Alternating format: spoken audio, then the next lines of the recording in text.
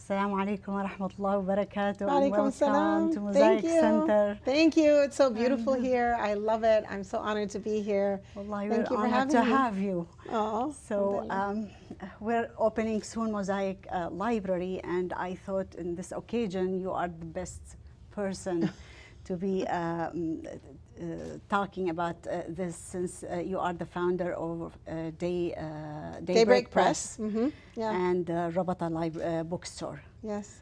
So Well, I'm so honored to talk about it. I know you're awaiting a whole bunch more books that are on their way, and I'm so excited for you. And I know they're donated, so I hope also other people who see this will think to send you more books.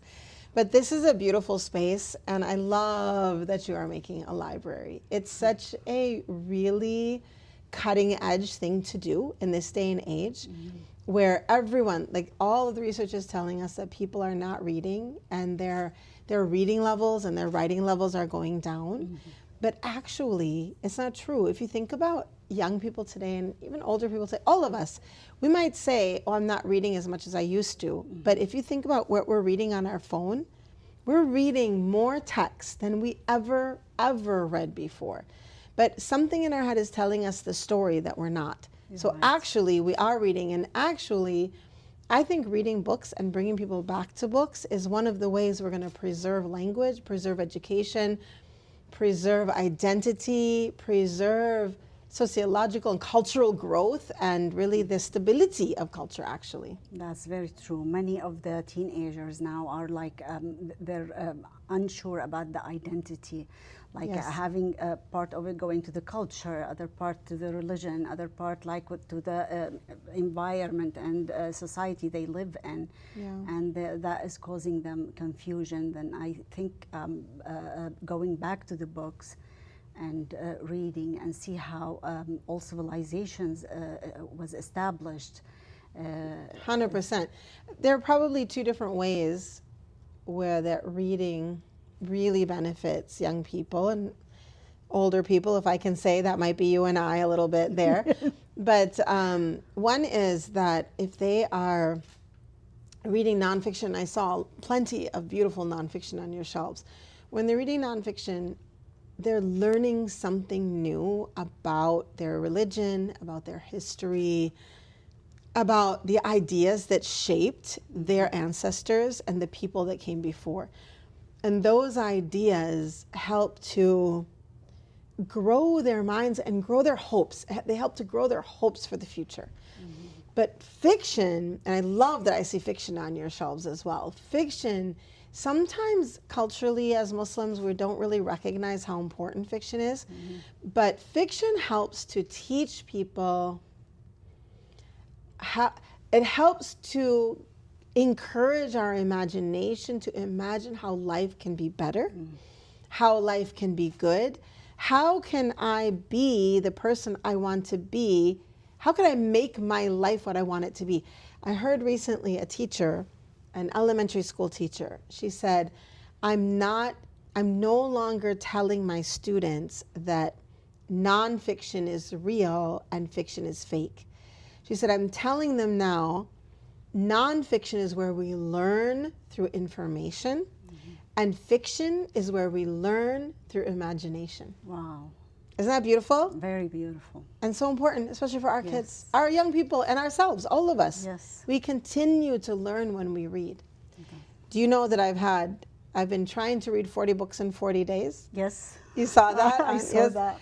So I've been trying to read 40 books in 40 days, and I'm a reader, so I do read. But I always tell the people I work with, look, if you see me not reading, something's wrong. So I'm like, maybe I'm in a very stressful time or something's wrong. Encourage me, give me a book and send me away.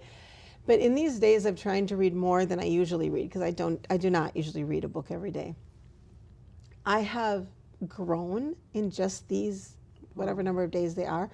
I have grown, I have learned, and I have become better at like the work I do, at running an organization, at just being a person, at being a Muslim, because I'm reading very broadly. So some of the books are Aqidah, for example, and then I read a book of mysteries, how to kill people with a hot dish. So like just ridiculous.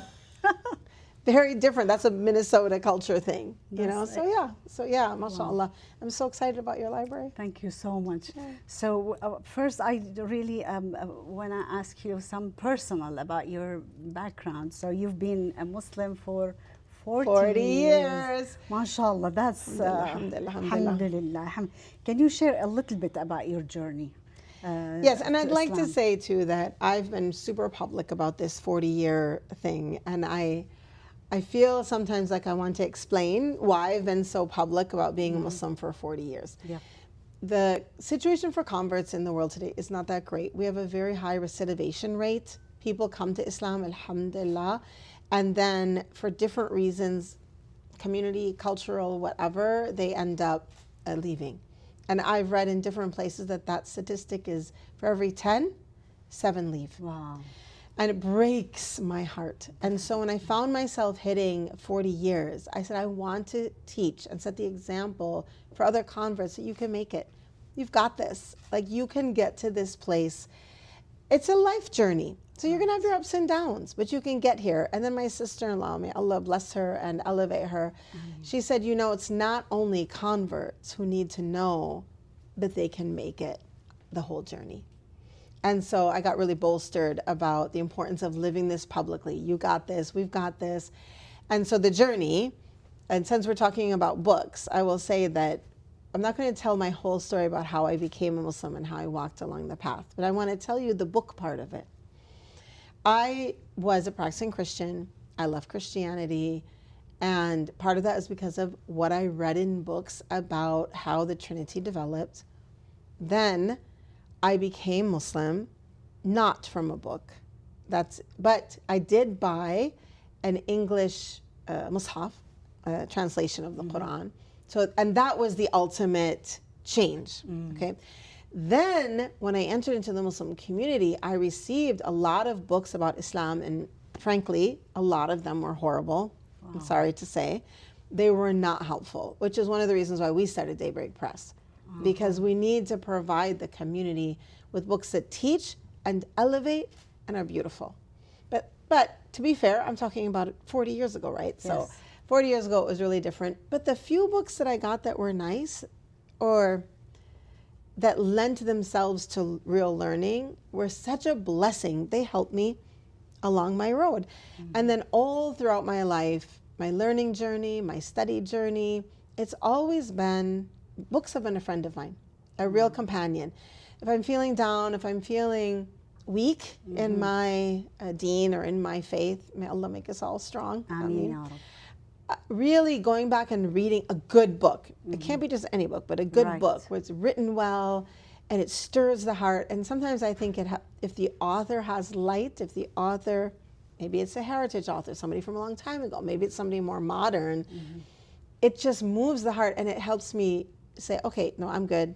I'm moving forward. And to be honest with you, sometimes that's not always only religious books. You know, choosing books that can encourage and help you out of a rut and teach you about yourself, teach you about self-analysis and growth, those have been very helpful to me as well. Definitely. I think we should have wider selection, but also we have to be selective when we choose from them. Especially for young people. I think for me, I'm very selective for myself. If I start to read a book and I'm like, okay, that's not putting me in the right headspace, then I won't read it. But I'm old enough and mature enough to make that decision. Yes, definitely. Yeah. So how can Daybreak Press and Mosaic Library work together to spread knowledge? Well, I'm so glad you asked. Stories and resources. Yeah, so I like the way you asked the question. So first of all, I want to say that I love working with you because not only because working with you, but also because the work that Mosaic does, it reaches out to a population of people that are often forgotten after they've arrived in the United States. The refugee population, and dare I say, especially now, really need a lot of love and a lot of care. And I'm just so grateful that you're doing that work, because if you weren't doing it, somebody else would have to. You're doing the farad kifaya for all of us. But also you do it so beautifully, and you do it with such vision And there's something you do that's really interesting. And I read I read a book by, jeepers, I'll remember who it is. It's a famous author. And she's from Nebraska. I'll remember her in a minute. She wrote also, I'll remember her in a minute. I apologize. I apologize to her for forgetting her name. But it's one of the books she wrote is about refugees and how to help them. And she talks about being a cultural broker and how it's really important for people to help them live in their new country in America, to be a cultural broker, to help them understand the culture around them. So you do this beautifully. And like I said in the beginning, it's brilliant that you have developed a library, because one of the most important cultural brokers is actually not a human being. It's a book. Right. And so these books are going to help your audience bridge the gap, hold on to their identity, and be able to live in a healthy way in this country where we have always been a place, if we're honest, where refugees struggled, but we've also always been a place that wants to be good to refugees, that wants to give them a good life. And so these two things together, you're providing that through these books, and of course all of your other things that you do. It's our vision here with refugees is to help them maintain their own identity, Yes. bring in their own culture, at the same time to integrate and learn about the American culture, to Exactly. to live happily. Yes. And take the best of it. Yes, that's So, beautiful. So how can we work together, if I may just finish that? So at Daybreak Press, we publish books, okay? And so I want you to know right now, if any of the people that you work with, you think they could be a good writer, or even just they have a story to tell, and I know they all have stories. Yes. Start a writing class in this beautiful space that you have. Nice. Get them to start writing. You could even, there's a group in Minnesota, a nonprofit in Minnesota called Green Card Voices. And she collects refugee stories and puts them in a book. Nice. Now, either she could publish them, or maybe we could publish them, a group of their stories. Now, they're not only reading books, they're also writing books and sharing their culture. That's And of course, amazing. all of our books have to be on your shelves. We'll make sure of That's that. amazing. So we started the very baby steps for collecting those stories, awesome. and very soon we will be publishing only 3 stories. Inshallah. Oh, very good. Are you publishing them as a book, or are you publishing them online? It's a booklet that Awesome. we received a grant for that. It was a teeny tiny grant, Congratulations. but that is like very good step for now. That's beautiful. Yeah. Inshallah, that will give them the courage to Inshallah, write yeah. more. Inshallah, that's Yeah, really good. So alhamdulillah. my next question here is, how can reading and storytelling, we just like mentioned about storytelling, how can reading and storytelling be a tool for healing, resilience, and building community? Oh, healing, resilience, and building community. These are the things we all need so deeply. So we're talking about 2 things here, reading and storytelling. So I think reading, again, remember we knowledge through information and knowledge through imagination. So healing, especially in fiction, it can really come by seeing that somebody else made it through. And also in nonfiction as well. I mean, there are memoirs, biographies, stories of people in the past who were strong and courageous, and they did amazing things. Reading about these people helps us feel like we're walking in community with them, and it's healing. And it also builds resilience. Resilience is such a beautiful word. I think really resilience is something that culturally we all need to really grow. We need to grow our resilience so that we can deal with all the stressors and stresses of modern life. And again, like I said, for me, reading does that. I mean, if I have time where I'm reading and learning, I'm gaining tools to be resilient, especially when I'm reading nonfiction. And it doesn't matter, like I can read a book. I read a very old book from 1964, written by Abraham Maslow. He's an early philosopher. And the book was called Religion, Values, and Peak Experiences. Now, this book is not written by a believer, frankly. But because I'm reading it through the eyes of a believer, I was like, what's wrong with him? Why wasn't he a believer? I felt like he was writing out a manual that proved belief. But that's because that's how I'm coming at it. Wow. And it also gave me this realization, so we're talking about resilience, how even people who sometimes are very far from where I would hope them to be, they're actually much closer, but they don't even always know it. Mm-hmm. And you said community. Well, books, we have book clubs. Books bring us together. We learn about each other. We understand each other. We write for each other. We tell stories to each other. Maybe one of the reasons we're separate today is because we're not telling stories or listening to each other's stories. Right. And so we don't know each other's stories. We just know each other as the person I meet on Tuesday or the person I buy coffee from on Wednesday. But if we knew each other's stories, and even being neighbors nowadays, we don't know each other's stories. That's very true. So if we could tell stories and hear stories, we would all have better community, be more resilient, and I think we would heal because we would stop feeling so alone in the world. And I think we would see the world from their eyes. Yes. Why they left, what happened, yes. What struggles they're going through. Yes. And we stop judging, but instead exactly. we build that like, I hate to say melting pot, I would say like a mixing pot. Salad. Mixing pot. Mixing pot, yeah. So like a Minnesota hot dish. Yeah. So where each one is like preserving their own identity, their own beliefs, but like they are living together happily. We taste good together. Exactly. But we also have all of our delicious separate tastes. Yes. But together we are a delicious spoonful. Alhamdulillah. Alhamdulillah. So what excites you most about the opening of our library? Well, I just love to see you and the work you're doing. So, I mean, I'm going to answer your question more specifically about the actual library part, but I just love how you think, and I love the creativity you're bringing to this work. And I really meant it, what I said in the beginning, that this is cutting edge work. I think a lot of people might tell you, I hope they haven't, a library, like my brother, when we opened the bookshop, God bless my brother, he told me, oh, that would be a good idea if it was 1973. I was like, thanks, brother.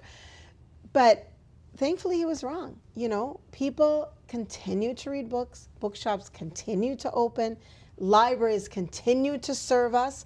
And not only in the continuation, but in the new need for books and learning that we have in this time of great loneliness and great individuality. So I'm super happy for you and what you're doing because I love what you do and I love the forward thinking. And I'm super happy because it's brilliant and it's a way to do exactly what you just said, to solidify that identity. Like, I'm a carrot. I live in a salad or in a hot dish. I'm part of this hot dish. All together we make a beautiful flavor, right. But I'm a carrot. Yes. And that's okay because hot dish would not be good if it was just rice or just carrots. It's not a hot dish anymore. Right. Hot dish is what the rest of the country calls a casserole. I see. So in Minnesota, we call it a hot dish. That's so like tater tot hot dish, it's got meat, it's got green beans, it's got cream of mushroom soup. And the green beans, if they're only green beans, it's not a tater tot hot dish. But the green bean holds its own. I'm a green bean. But in the tater tot hot dish, we're all together a beautiful flavor, and that's really the dream. Yes. That's the dream. Alhamdulillah. Yeah. So I would just like finish with the last question. It's now we have the voice or the audiobooks. Yes. How do you see that helpful? What are the positives and the negatives of just listening to the book instead of reading it? Okay, so I have a lot of opinions about this, but I will try to be. I won't get on my, my pundit stand. First of all, I think on the positive side, I think Audible books have helped to open up stories for people. So there are some books and stories people would never listen to if they were not available on Audible books. So there is opportunity in the Audible book world for the spreading of knowledge, the spreading of stories, and the increase of types of books that we are exposed to. Now, on the negative side, I've seen a lot of people who do use Audible books, and I do, I'll talk about me in a minute, where it's just background. So they're just listening while they're doing a million other things. Now, I'm not saying they're not benefiting. yes, they're getting something from it. And I think for some people, if they really like that Audible book, they end up buying the actual book. Or for some people, they buy the Kindle book and the actual book. So it's great for the book business. Yeah. But I'm of two minds here. The listening to it in the background means you're going to miss quite a bit. But the listening to it in the background means you're going to get more than you would have gotten if you did nothing with it. Exactly. I personally come from a generation. Okay, two things about me. First of all, I'm really blessed. When I was in grade 6, fun fact, you asked about my story. When I was in grade 6, we had a speed reading class. And I had a really wonderful elementary school teacher. His name was Mr. Hibbard. And we had to go to a different teacher for speed reading. And I didn't want to go. And that speed reading class was mastery learning, meaning if you got this box and you had to do the work on your own. When you were finished, you're done. You can go back to your class. You don't have to come here anymore. So I was highly motivated to get done with this work. And I did a really good job. I did all of the work. I did it quickly. I learned it quickly so I could get back to my class. And that has been a blessing from Allah. So I'm a fast reader. I'm a very fast reader. And I have a friend, our friend, we'll give her a plug, Maria Shukri, who teaches speed reading to adults, and she does a beautiful job. And I reviewed my skills with her at one point. So these skills, I'm a very fast reader, and that helps me a lot. And so for me, I'm much faster when I read a book than when I listen. I see. But a lot of people have not honed their visual reading skills, so it's slow. So they'd rather read or listen to the Audible book quickly because they want to move through it. I don't know what is happening in their brain if they're not focused. I really don't know. I guess I should do some research on that. They do rewind. They do rewind. Okay, they rewind and re-listen. That makes sense. Yeah, I think maybe it's on us. Maybe I would suggest it here to teach people reading skills, even if they're finished with college, because people just don't have reading skills like they used to.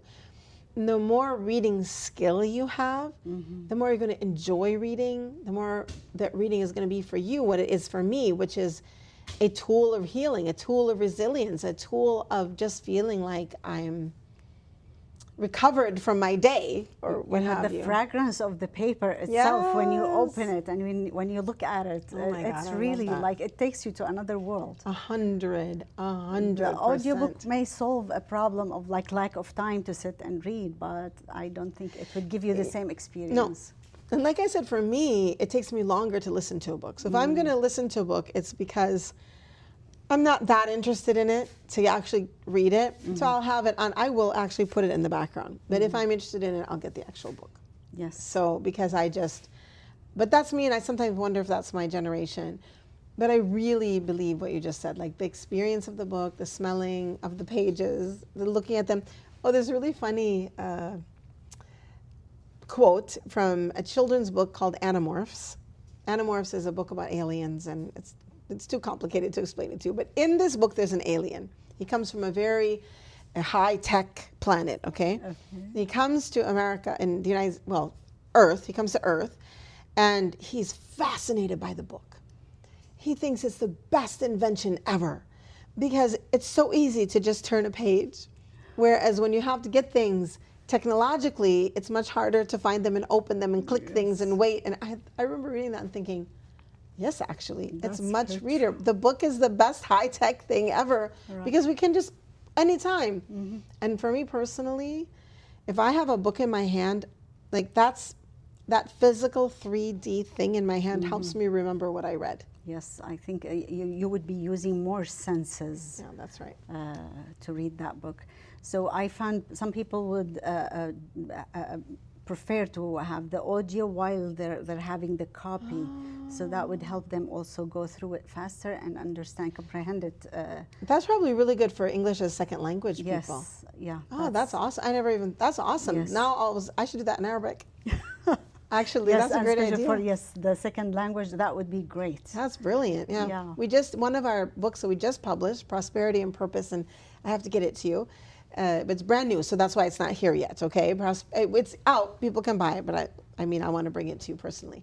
But Prosperity and Purpose is a book to help women with finances, and we're also coming out with an Audible book. It'll be our very first Audible book from Daybreak Press. I think that would be amazing. Yeah, alhamdulillah. Congratulations Thank on you. publishing that book. I really appreciate every minute of your time. Oh, thank you for being with us today. I'm so honored to be here. Thank you for giving the pleasure to be our first guest. Thank you. I'm excited about this podcast. I'm excited to listen to it, and I can't wait to hear that the library is open.